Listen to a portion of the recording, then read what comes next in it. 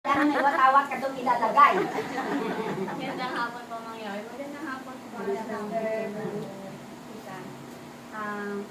Unang-una nagpapasalamat po ako kay Yahweh sa araw na ito na maganda po yung Amang Yahweh. Amang Yahweh. Nagpapasalamat po ako kay Amang Yahweh sa magandang araw po na ito. Tsaka sa safe po na pagpunta niyo po.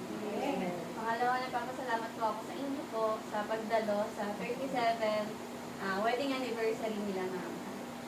Nagpapasalamat din po ako na simula po kasi nung nagpupunta po kayo, lagi naman tayo nagpe-prayer meeting. Ngayon po, tuloy-tuloy po yung blessings po na nagtatanggap ng pamilya po namin. Pinagpapasalamat ko rin po yung kasal ko po nung February 21. And ito po si Dean. So, ayun po,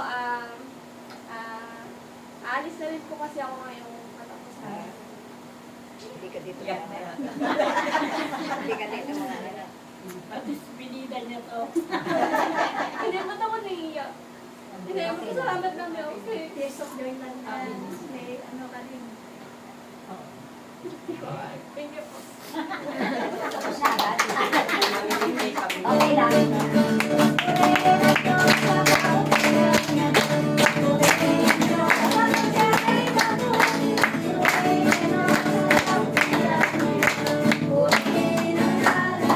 Kahit hindi ka na magsalita. Kahit hindi ka na magsalita. Alam na ng Panginoon. Ayan. Bakit mo alam?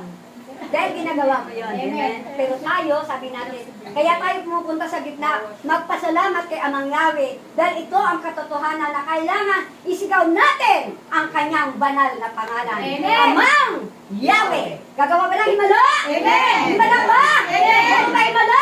Amen. Puro himala.